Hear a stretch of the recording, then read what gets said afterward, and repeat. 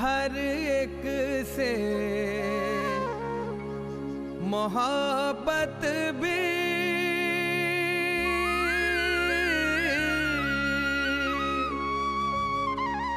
हर एक की खिदमत भी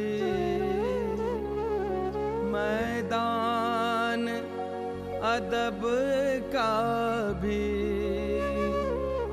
मैदान सियासत भी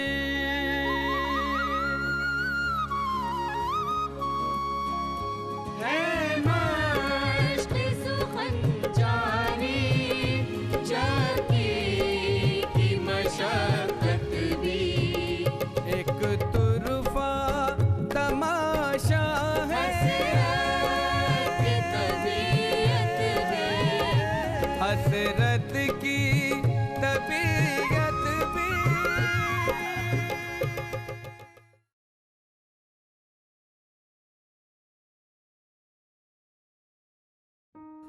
ख्वातीन व हज़रात, आप सभी को आरिफ आदाब अर्ज करता है और आपको हसरत साहब की जिल्वत में लिए चलता है।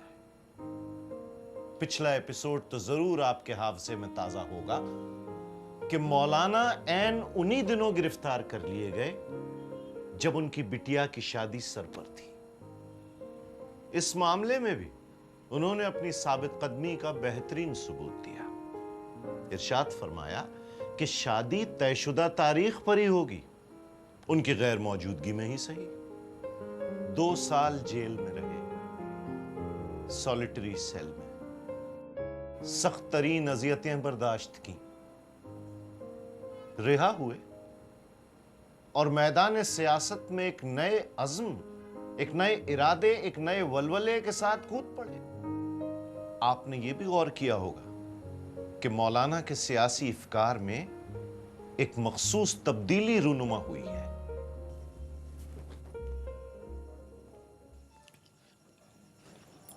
देखो भी, ये आज़ादी हिंद की ख्वाहिश हमें जाने किन किन राहों पर ले जाएगी।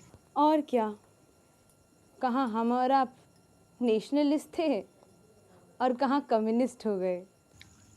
नेशनलिस्ट में ताहयात रहूँगा। आज़ादी का तसव्वुर और उसके लिए दामे दर में सुखने कोशा रहना अगर नेशनलिज्म है तो हम और आप आला दर्जे के नेशनलिस्ट हैं। तो फिर कांग्रेस से बेजारी क्यों? मुझे कांग्रेस के चंद तौर तरीकों से बेजारी है, उसके नस्बुलैन से नहीं। मैं मिजाजन कांग्रेसी हूँ, पार्टी में हूँ या ना हूँ। जज़ाकल्लाह। अरे, एक रोटी और खाइए। तुम तो जानती हो मैं खाना हमेशा भूख से 2 निवाले कम ही खाता हूँ। आप खाना ही 2 निवाले खाते हैं। मैं गांधी जी की आवाज पर लब्बैक कहता हूं और आप सबसे यह दरख्वास्त करता हूं कि इनफिरादी सत्याग्रह का मुजाहिरा इस शिद्दत से करें कि इनफिरादी सत्याग्रह अवामी सत्याग्रह की शक्ल ले ले। इतनी तादाद में गिरफ्तारी दीजिए कि जेलों में तिल रखने की भी जगह ना बचे। इतनी तादाद कि हुकूमत को फर्दन फर्दन मुकदमा चलाने के लिए अदालतें ना मिलें, वकील ना मिले, मुंसिफ ना मिले। तभी 5-6 पुलिस वाले आए, मौलाना की तरफ बढ़े कि दूसरे सत्याग्रहियों की तरह मौलाना भी चूचरा किए बगैर अपने आप को गिरफ्तारी के लिए पेश कर देंगे। मगर मौलाना पेट के बल जमीन पे लेट गए। मौलाना हसरत मोहानी जमीन पर लेटे हुए हैं और साथ ही साथ ये भी कहते जाते हैं कि नॉन कोऑपरेशन मेरा मजहब है, मैं तुम पुलिस वालों के साथ कोई सहयोग नहीं करूंगा। पुलिस वाले हो, जरा कुव्वत लगाओ। और जो पुलिस वालों ने अपनी पूरी कुव्वत के साथ मौलाना हसरत मोहानी को जमीन से उठाया तो उनके साथ साथ ढेर सारी घास भी उखड़ाई। मौलाना हसरत मोहानी अपने दोनों हाथों में घास के गुच्छे पकड़े हुए इंकलाब जिंदाबाद का नारा लगाते रहे। इंकलाब जिंदाबाद, इंकलाब जिंदाबाद, इंकलाब जिंदाबाद, इंकलाब जिंदाबाद, इंकलाब जिंदाबाद, इंकलाब जिंदाबाद। इनकलाब नहीं, इनकलाब। हजरत इनकलाब ही बोला करते थे, मैंने कहीं पढ़ा है। इंकलाब जिंदाबाद, इंकलाब जिंदाबाद, इंकलाब जिंदाबाद। बकौल फुरकत काकोरवी, सिपाहियों ने मौलाना हसरत को अमीनुद्दौला पार्क के बाहर खड़ी लारी में इस बेदर्दी से ठूस दिया जिस तरह इंजन में कोयला झोंका जाता है। मौलाना तमाम रास्ते अपने मखसूस अंदाज में इंकलाब जिंदाबाद, इंकलाब जिंदाबाद के नारे लगाते रहे। बहरहाल मैं कहना यह चाहता था कि मौलाना का ख्याल दुरुस्त था कि इतनी तादाद में गिरफ्तारी दी जाए कि हुकूमत मुकदमा ना चलाने पर मजबूर हो जाए। यह मौलाना की वाहिद गिरफ्तारी थी कि उन्हें दूसरे दिन ही रिहा कर दिया गया, और पहली बार ऐसा हुआ कि गिरफ्तार होने के बावजूद उन पर मुकदमा नहीं चला, उन्हें सजा नहीं हुई। आखिरकार अंग्रेज हुकूमत हजारों लाखों लोगों पर मुकदमा कैसे चलाती, उन्हें किस जेल में रखती, उसके पास इतने वसाइल कहां थे। बहरहाल ये वही जमाना है जब भगत सिंह और चंद्रशेखर आजाद की इनकलाबी तहरीक भी नुक्ता-ए उरूज पर है। भगत सिंह और उनके सभी साथी लेजिस्लेटिव असेंबली में बॉम्ब फेंकने के जुर्म में गिरफ्तार हो चुके हैं। उन पे चलाया जा रहा मुकदमा भी अपनी आखिरी मंजिल में है। फैसला क्या होगा सबको मालूम है।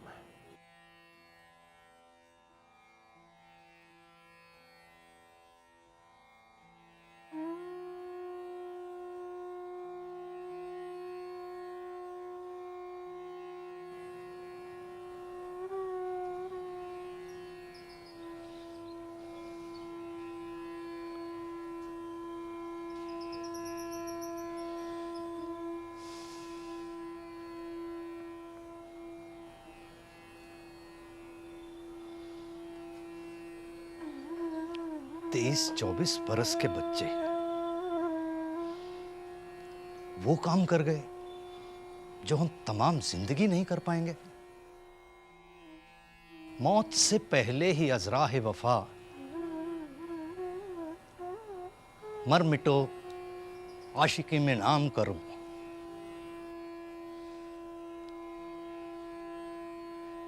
पूछते हैं वो जानिसारों को,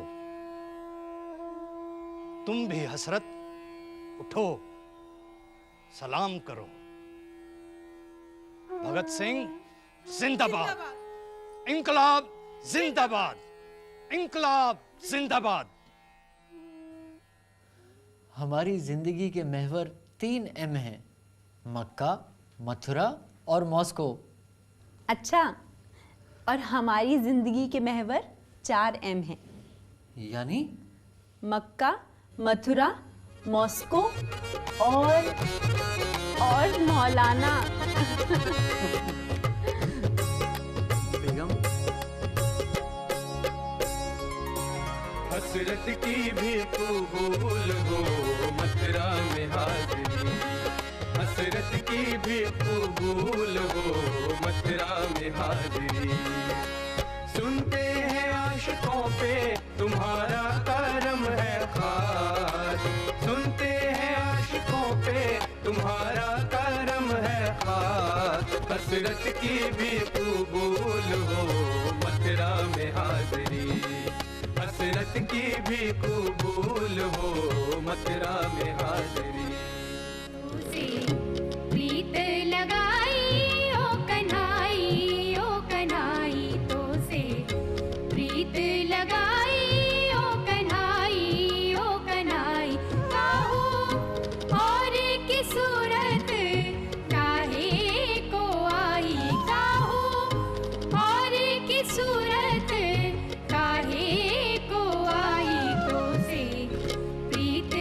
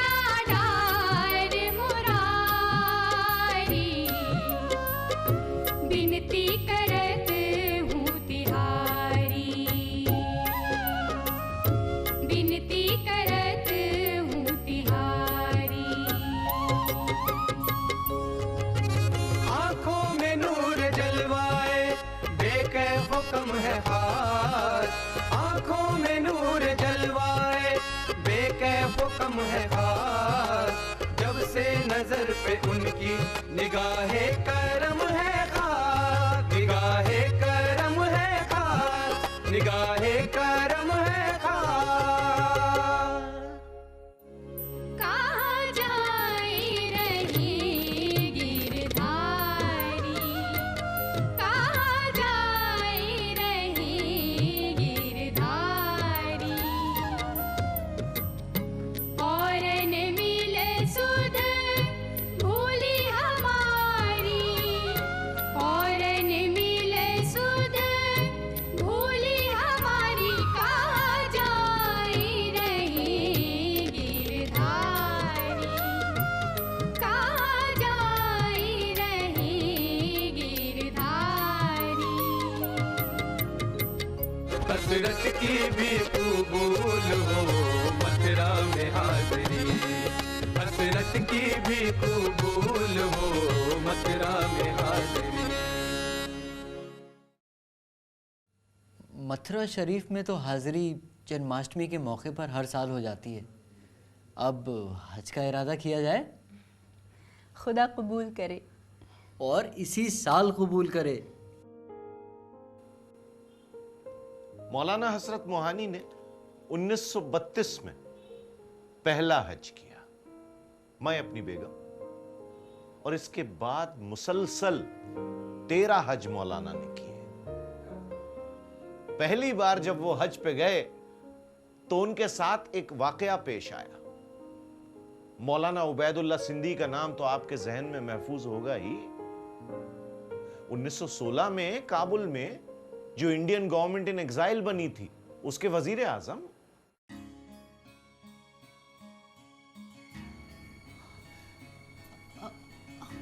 मौलाना मौलाना उबैदुल्ला सिंधी साहब। जी हाँ, पर माफ कीजिए आपका। अरे मैं हसरत। हसरत? अरे मौलाना ये क्या कर रहे हैं आप? मेरा गला छोड़िए, लोग देख रहे हैं। अरे मैं तो आपसे गले मिलने को। तुमसे और गले लगा था, हाँ? और तुम तो हमारी फौज के लेफ्टिनेंट जनरल थे ना, हाँ? अरे मैं आपको कैसे बताऊं कि मैं काबुल पहुंचने से पहले ही गिरफ्तार हो गया था। रिहा होने के बाद मुस्लिम लीग में शामिल हो गए। एक अंग्रेज दोस्त पार्टी के हम नवाब बन गए। क्यों? क्यों? बताओ क्यों? अरे मौलाना आपने मेरा गला इतनी जोर से दबा रखा है कि मैं बताने की हालत में नहीं हूँ। अरे मौलाना बहुत लंबी कहानी है। एक जुमले में बताओ। मौलाना शेर ने अपना रास्ता नहीं छोड़ा, बल्कि औरों को भी राह रास्त पर ले आया है।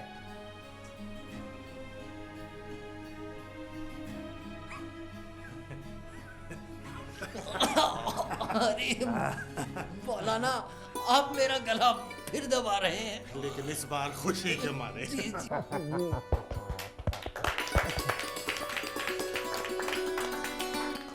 सर कैसा लगा? अरे मेरे कमेंट्स बाद में, अभी परफॉर्मेंस जारी रखो। वो प्रेस रिपोर्टर वाला सीन करो। चलो।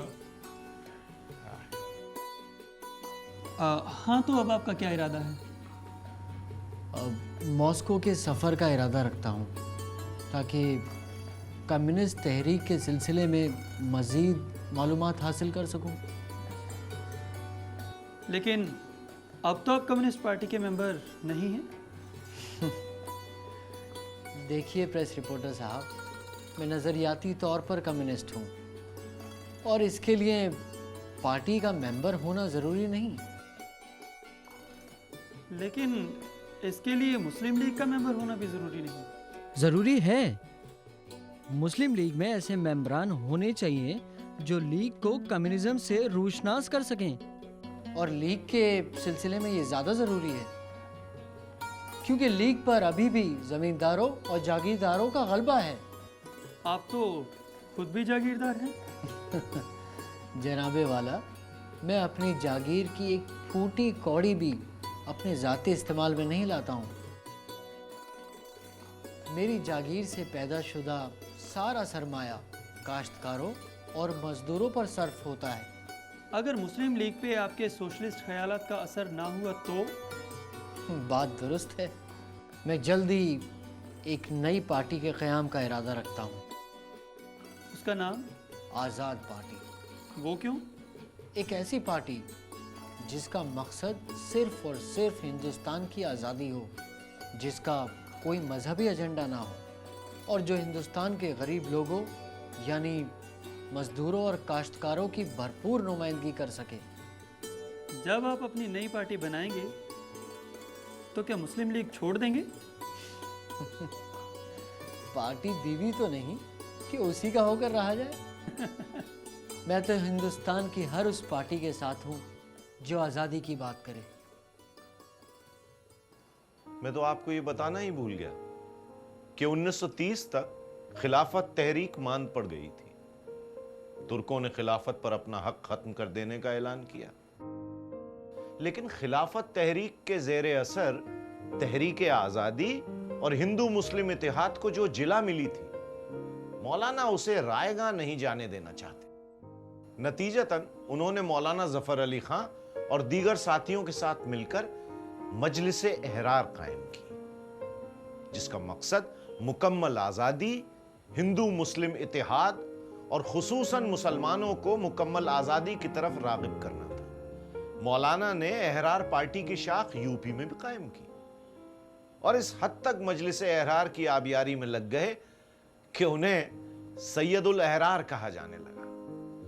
मौलाना उन दिनों हर उस प्लेटफॉर्म पे नजर आते जिसका मकसद मुल्क की आज़ादी था, ख्वा वो all India Muslim nationalist conference हो, ख्वा जमियतुल उलेमा हिंद हो। हसरत साहब,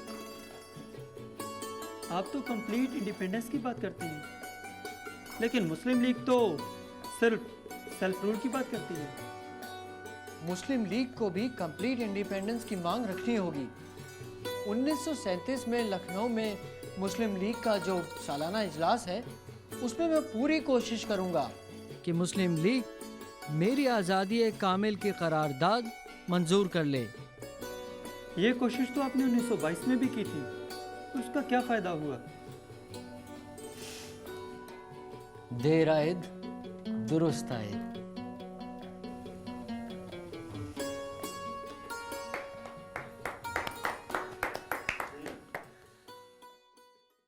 उन्नीस का साल मौलाना के लिए सख्त आजमाइशों का साल रहा। बेगम निशात को यूं तो कोई ना कोई मर्ज लाहक रहता और वो अक्सर बीमार भी रहती, लेकिन जब कभी भी उन्हें किसी सियासी जलसे में मौलाना हसरत के साथ जाना होता तो वो एकदम सेहतयाब हो जाती और हज के वक्त तो उनमें बेइंतहा क़ुव्वत पैदा हो जाती और वो खुशी खुशी मौलाना के साथ हज का फरीज़ा अंजाम देती।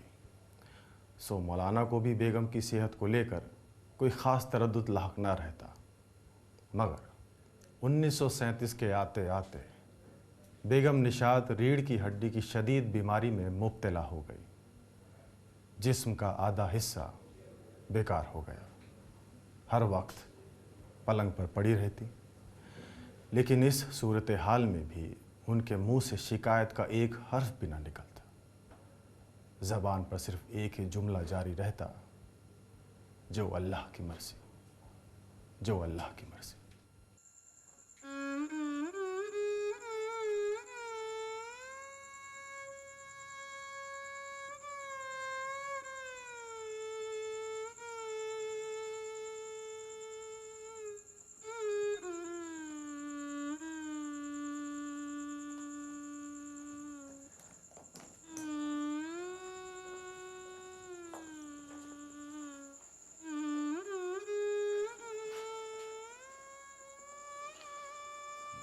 लाइलाज है। कोई उम्मीद नहीं? भगवान की दात से नाउम्मीद ना हो। सो तो है ही। ठीक है, मौलाना जी नमस्कार।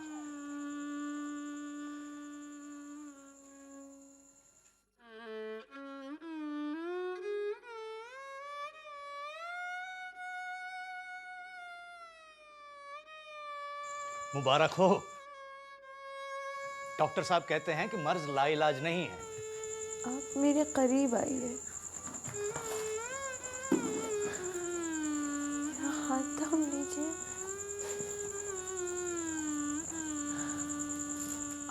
फज्र की नमाज से कब जब मैं सो रही थी तो ख्वाब में मेरे सल्लल्लाहु अलैहि वसल्लम आए। मैंने हुजूर का दामन थाम लिया और कहा, हुजूर आप मुझे मदीने ले चले। इशारा ये कि तुम बहुत जल्द ठीक हो जाओगी, चलने फिरने के लायक हो जाओगी। हम अगले साल भी हज पर चलेंगे। ख्वाब तो पूरा होने दीजिए। तो जब मैंने सरकार दो जहां से कहा आप मुझे मदीने बुला लीजिए, तो हुजूर ने कहा हम तुम्हें मदीने बुला लेंगे, इस सफर में तुम अकेली आओगी। तो तुमने ये भी कहा होगा हुजूर से कि हमारे मियाँ को भी साथ।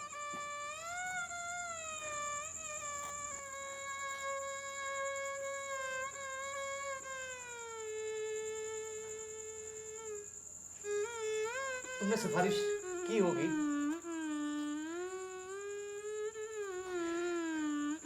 बोलो बोलो।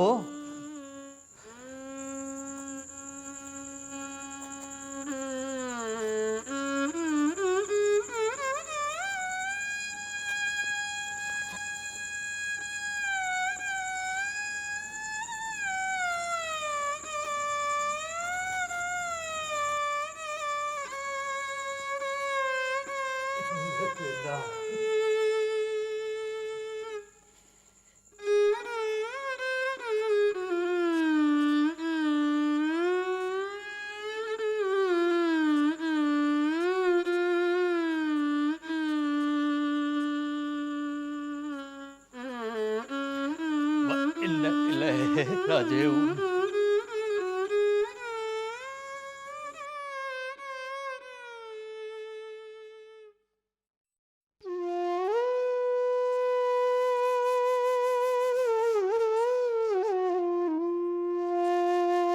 वजह क्या है ख्वाब में ना आने की, शर्म उन्हें होना रूठ जाने की।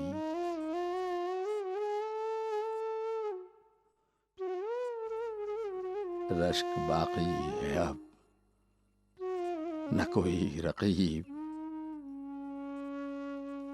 न जरूरत किसी बहाने की।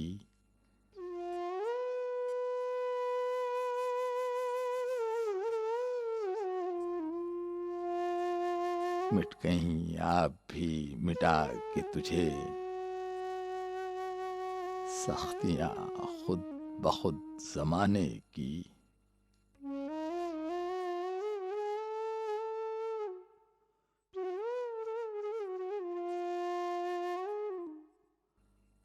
अब न वो दिल है न वो ज़ख़ीरे शौक,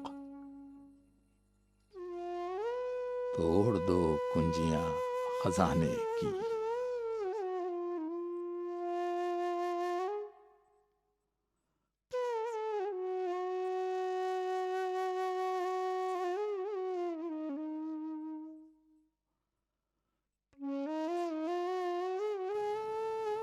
उनके बाद अब वो क्या हुई हसरत, दिल फरेबी तेरे फसाने की।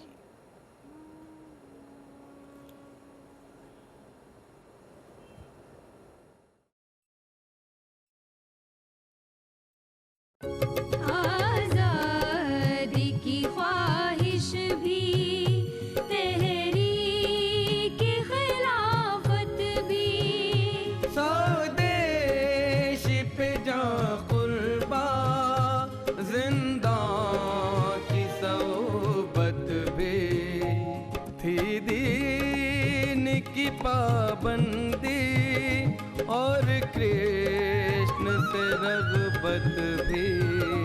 बंसी भी बजाते थे, करते थे तिलावत भी, एक तुरफा तमा